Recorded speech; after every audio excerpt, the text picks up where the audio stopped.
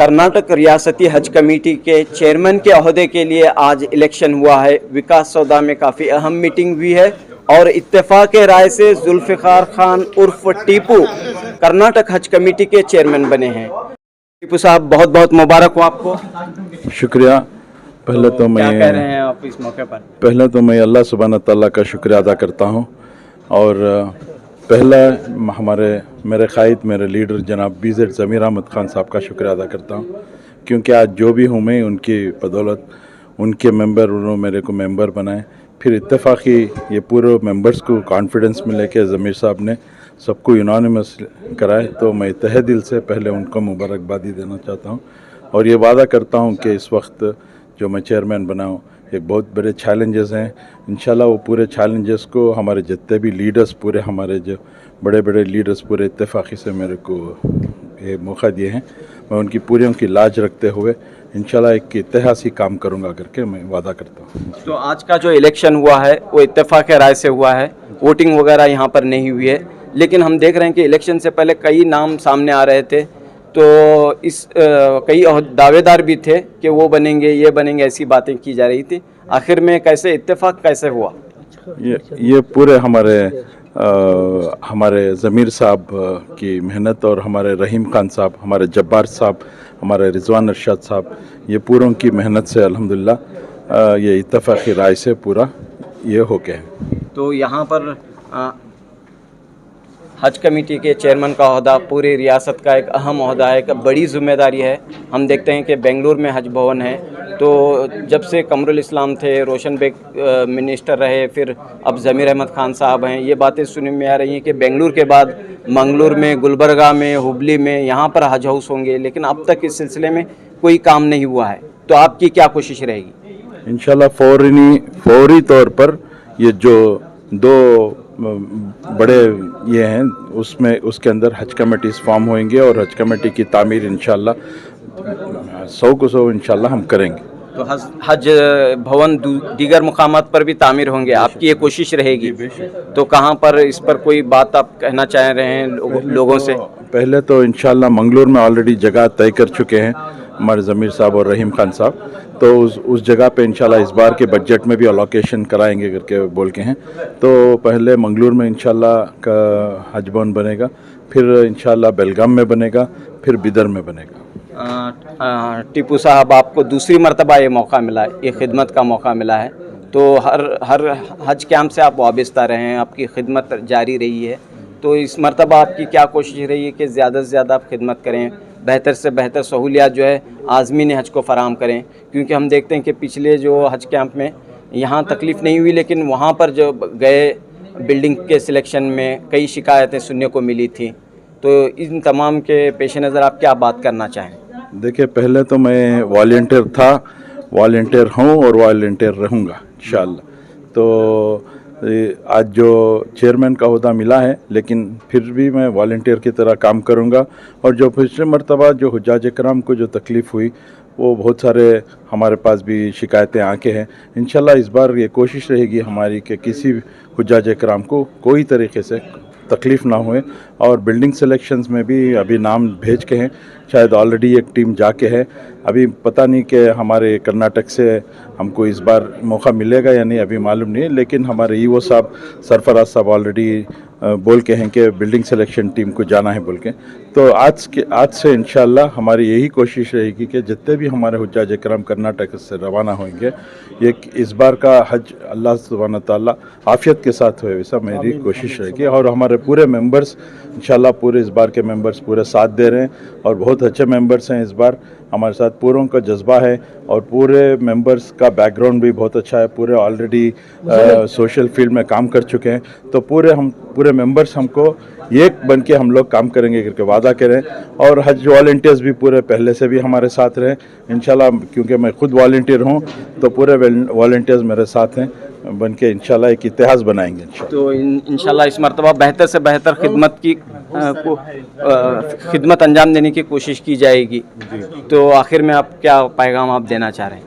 सबको दुआओं की दरख्वास्त करता हूँ कि अल्लाह सुब्हान तआला मेरे को अच्छी तरीके से काम करे और तमाम का साथ लेके काम करेंगे। टीपू साहब, एक बात मैं यहाँ पर ये कहना चाह रहा हूँ कि जब भी कोई मसला आता है हाजियों को, जब भी कोई परेशानी आती है तो कर्नाटक हज कमेटी ये बात कहकर अपना दामन बचा लेती है कि ये जो है मरकज़ी हज कमेटी का मामला है, मरकज़ी हज कमेटी की, सेंट्रल हज कमेटी की वजह से ऐसे मसाइल पैदा होते हैं। तो ये शिकायत को दूर करने के लिए आप भी क्या यही बात कहते रहेंगे कि सेंट्रल हज अगर कोई मसला आया तो सेंट्रल हज कमेटी इसके लिए जिम्मेदार है, स्टेट हज कमेटी का कोई रोल नहीं है?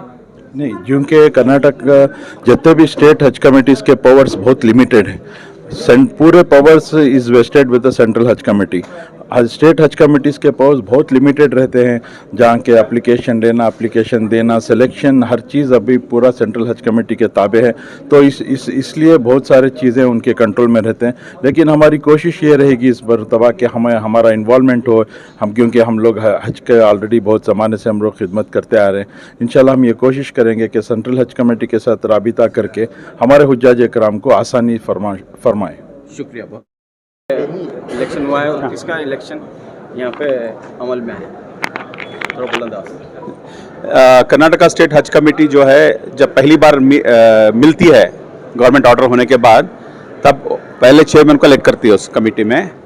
तो पहला नॉमिनेशन एक ही नॉमिनेशन था, वो टिप्पू भाई का था, जुल्फ़िकार अहमद ख़ान का।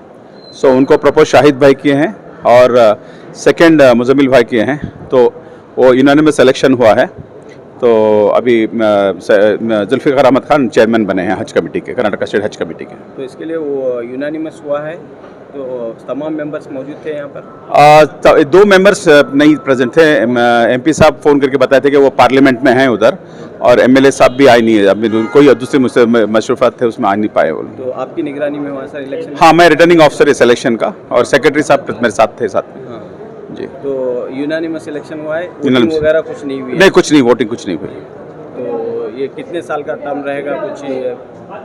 ये पीरियड जो है टर्म का जब से गवर्नमेंट नोटिफिकेशन होता है तब से 3 साल का टर्म है जी। और कुछ बताना चाह रहे हैं? नहीं, कुछ नहीं, बस मुबारकबाद देता हूँ मैं चेयरमैन को सारे।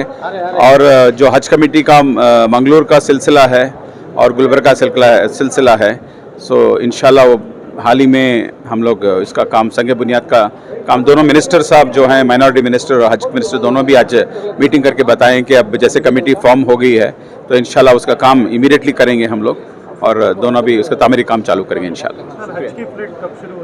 अभी तक नहीं आया, कुछ शेड्यूल नहीं आया इलेक्शन पर आप सबको? इतना अच्छा हुआ है कि इनानिमस हुआ है। जितने तमाम मेंबरान हजरात ये जमा होकर आज ये एक ही नाम प्रपोज करके इनानिमस सेलेक्ट किए हैं।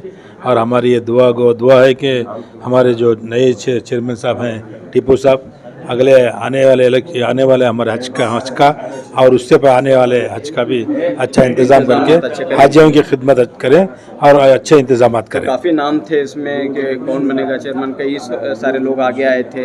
नहीं, आपका भी नाम सुनने में आ रहा है। वैसा कुछ नहीं है, वैसा कुछ नहीं है। हमारे जिम्मेदार हजरात, जो रियासत के बड़े जिम्मेदार हजरात हैं, सब मिल बैठ के जो आदमी सही है उसको ठीक करके उसका नाम प्रपोज किए, उसको यूनानिमस होकर इलेक्ट किए।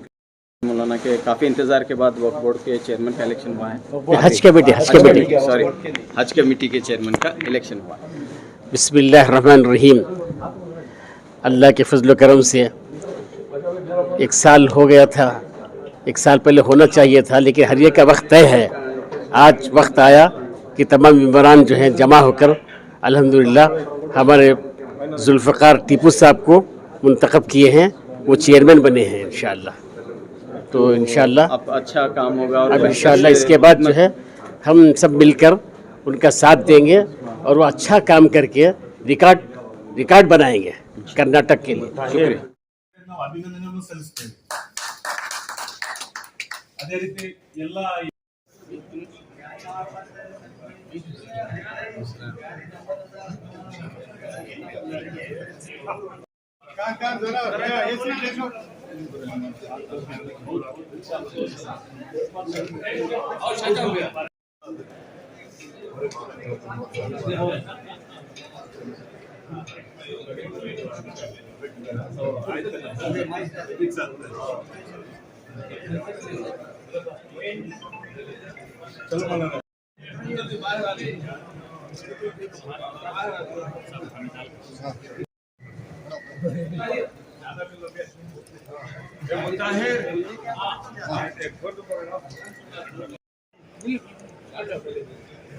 ಅಯ್ಯೋ